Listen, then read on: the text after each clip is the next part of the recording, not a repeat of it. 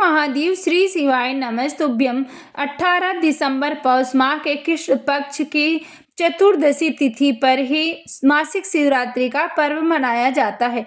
मासिक शिवरात्रि का बहुत ही खास महत्व होता है। मासिक शिवरात्रि के दिन भोलेनाथ की पूजा पाठ करना अत्यंत लाभकारी माना जाता है। मासिक शिवरात्रि के दिन यदि आप यह 3 उपाय करते हैं तो आपके जीवन में सुख शांति समृद्धि बनी रहेगी।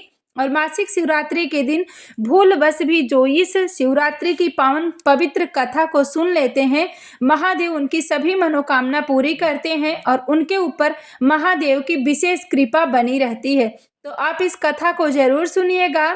और जो भी भाई बहन चैनल पे पहली बार आए हैं, आप चैनल को जरूर सब्सक्राइब करके एक लाइक जरूर करें, ताकि इस तरह की वीडियो हम सबसे पहले आपके पास पहुंचा सके। तो पहले हम मासिक शिवरात्रि की कथा सुनते हैं, उसके बाद आखिरी में आपको कुछ विशेष उपाय भी बताए जाएंगे, आप उस उपाय को जरूर करिएगा। आइए हम कथा को प्रारंभ करते हैं। प्राचीन समय में चित्रभानु नामक एक शिकारी था। वह रोज जंगल में जाकर शिकार करता था और ऐसे ही परिवार का पालन पोषण करता था। चित्रभानु उसी नगर में रहने वाले एक साहूकार का कर्जदार भी था और आर्थिक तंगी के कारण ऋण नहीं चुका पा रहा था। एक दिन साहूकार ने गुस्से में आकर चित्रभानु को शिव मठ में बंदी बना लिया। संयोग से उसी दिन मासिक शिवरात्रि थी। मासिक शिवरात्रि के कारण शिव मंदिर में भजन और कीर्तन हो रहे थे, जिनका बंदी शिकारी चित्रभानु ने पूरी रात आनंद लिया। अगली सुबह साहूकार ने शिकारी को अपने पास बुलाया और ऋण चुकाने के लिए कहा, जिसके पास शिकारी चित्रभानु ने कहा, सेठ जी, मैं कल आपका ऋण चुका दूंगा। शिकारी के वचन को सुनकर सेठ जी ने उसे छोड़ दिया। सेठ से आजाद होकर शिकारी शिकार के लिए जंगल में गया, किंतु पूरी रात बंदी गृह में भूखा प्यासा होने के कारण वह थक गया था और शिकार की खोज में जंगल में बहुत दूर जा चुका था, जहां से उसे लौटने में सूर्यास्त होने लगा। जिसके बाद उसने सोचा, आज तो रात जंगल में ही बितानी पड़ेगी। ऊपर से उसे कोई शिकार भी नहीं मिला जिसे बेच वो सेठ जी का ऋण चुकाता। यह सोचते सोचते वह एक तालाब के पास पहुंचा और भर पेट पानी पीकर सुस्ताने के लिए एक बेल के पेड़ पर चढ़ गया, जो उसी तालाब के किनारे पर था। उसी पेड़ के नीचे एक शिवलिंग था, जो पत्तियों से ढके होने के कारण दिख नहीं रहा था। कर्ज चुकाने और परिवार के लिए खाना लाने की चिंता में व्याकुल शिकारी चित्रभानु पेड़ पर बैठे बैठे बेलपत्र को तोड़ तोड़ कर नीचे गिराए जा रहा था। संयोग बस वो सभी बेलपत्र भगवान कर जी के शिवलिंग पर गिर रहे थे। शिकारी चित्रभानु रात्रि से लेकर पूरे दिन भूखा प्यासा था, जिसके कारण उसका मासिक शिवरात्रि का व्रत हो गया। कुछ समय बाद उस तालाब पर पानी पीने के लिए एक गर्भवती हिरणी आई और पानी पीने लगी। हिरणी को देखकर शिकारी चित्रभानु ने अपने धनुष पर तीर चढ़ा लिया और छोड़ने लगा। तभी गर्भवती हिरणी बोली, रुक जाओ, मुझे मत मारो, मैं गर्भवती हूँ और तुम एक साथ 2 जीव की हत्या नहीं कर सकते, परंतु मैं जल्दी ही प्रसव करूंगी, जिसके बाद मैं तुम्हारे पास आ जाऊंगी, तब तुम मेरा शिकार कर लेना। उस हिरणी की बात सुनकर चित्रभानु ने अपने धनुष को नीचे कर दिया और हिरणी झाड़ियों में लुप्त हो गई।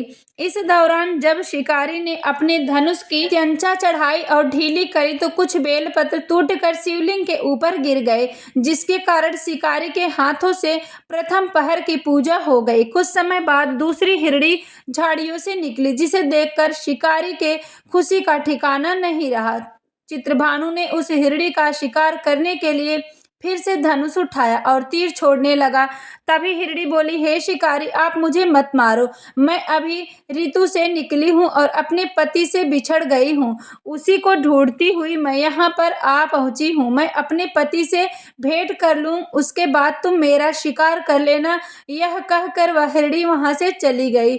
इस दौरान शिकारी चित्रभानु 2 बार अपना शिकार खो दिया था, जिससे और चिंता में पड़ गया। उसे सेठ जी का ऋण चुकाने की चिंता हो रही थी। जब शिकारी ने दूसरी बार हिरणी का शिकार करने के लिए धनुष पर प्रयंचा चढ़ाई तो फिर से कुछ बेल पर धनुष के टकराने के कारण टूटकर शिवलिंग के ऊपर गिर गए। ऐसे में पूजा का दूसरा प्रहर भी संपन्न हो गया। ऐसे में अर्धरात्रि बीत गई। कुछ समय बाद एक हिरणी अपने बच्चों के साथ तालाब पर पानी पीने के लिए आई। इस बार चित्रभानु ने बिना देर किए धनुष पर प्रयंचा चढ़ाई और तीर को छोड़ने लगा। तभी वह हिरणी बोली, हे शिकारी, आप मुझे अभी मत मारो। यदि मैं मर गई तो मेरे बच्चे अनाथ हो जाएंगे। मैं इन बच्चों को इसके पिता के पास छोड़ आऊं, जिसके बाद तुम मेरा शिकार कर लेना।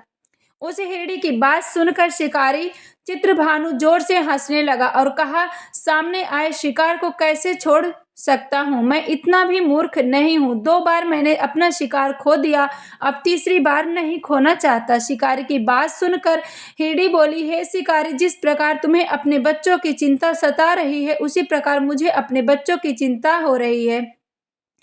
मैं तुम्हें इसके पिता के पास छोड़कर वापस आ जाऊंगी, जिसके बाद तुम मेरा शिकार कर लेना। मेरा विश्वास करो। हिरणी की बात सुनकर शिकारी को दया आ गई और उसे जाने दिया। इसी प्रकार शिकारी के हाथों से तीसरे प्रहर की ही पूजा हो गई। कुछ समय बाद एक मृग वहां पर आया। उसे देखकर चित्रभानु ने फिर से अपना तीर धनुष उठाया और शिकार की ओर छोड़ने लगा। तभी मृग ने बड़ी विनम्रता से बोला, हे शिकारी, ये तुमने मेरे तीनों पत्नियों और छोटे बच्चों को मार दिया तो मुझे भी मार दो, क्योंकि उनके बिना मेरा इस दुनिया में कोई नहीं है। यदि तुमने उनको नहीं मारा तो मुझे भी जाने दो, क्योंकि मैं उन 3 हिरणियों का पति हूँ और वे मेरी ही तलाश कर रही हैं। यदि मैं उन्हें नहीं मिला तो वो सभी मर जाएंगे।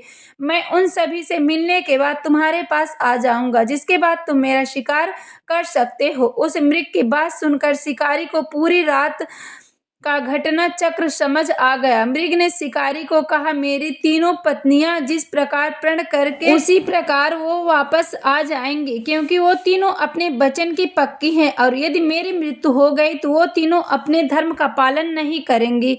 मैं अपने पूरे परिवार के साथ शीघ्र ही तुम्हारे सामने आ जाऊंगा। कृपा करके अभी मुझे जाने दो। शिकारी चित्रभानु ने उस मृग को भी जाने दिया और इस प्रकार बार बार धनुष उठाने और नीचे रखने में बेलपत्र गिरने के कारण अनजाने में उस शिकारी से भगवान शिव जी की पूजा संपन्न हो गई, जिसके बाद शिकारी का हृदय बदल गया। उसके मन में भक्ति की भावना उत्पन्न हो गई। कुछ समय बाद मृग अपने पूरे परिवार अर्थात तीनों हिरड़ियों और बच्चों के साथ उस शिकारी के पास आ गया और कहा, हम अपनी प्रतिज्ञा अनुसार आ गए हैं। हे शिकारी, आप हमारा शिकार कर सकते हैं। जंगल के पशुओं की सच्ची भावना को देखकर शिकारी चित्रभानु का हृदय पूरी तरह पिघल गया और उसी दिन से उसने शिकार करना छोड़ दिया। अगले दिन वो नगर लौटा और किसी से उधार लेकर सेठ जी का ऋण चुका दिया और स्वयं मेहनत मजदूरी करने लगा। जब शिकारी चित्रभानु की मृत्यु हुई तो उसे यमदूत लेने आए, किंतु दूतों ने उन्हें भगा दिया और उसे शिवलोक ले गए। इस प्रकार शिकारी को मोक्ष की प्राप्ति हुई। दोस्तों, मासिक शिवरात्रि व्रत आज यहाँ पे संपूर्ण हुई। मासिक शिवरात्रि का बहुत ही खास महत्व होता है। मासिक शिवरात्रि के दिन जो भी व्यक्ति भूलवश भी इस कथा को सुनते हैं या दूसरे को सुनाते हैं, स्मरण करते हैं और ये छोटे छोटे से उपाय करते हैं, तो उनके घर में कभी संपदा की कमी नहीं आती है। मासिक शिवरात्रि के दिन 5 स्थानों पे दीपदान जरूर करना चाहिए। पहला, घर के मुख्य द्वार पे, दूसरा शिव मंदिर में, तीसरा बेलपत्री के वृक्ष के नीचे और चौथा दीपक आपको लगाना है आंवले के वृक्ष के नीचे।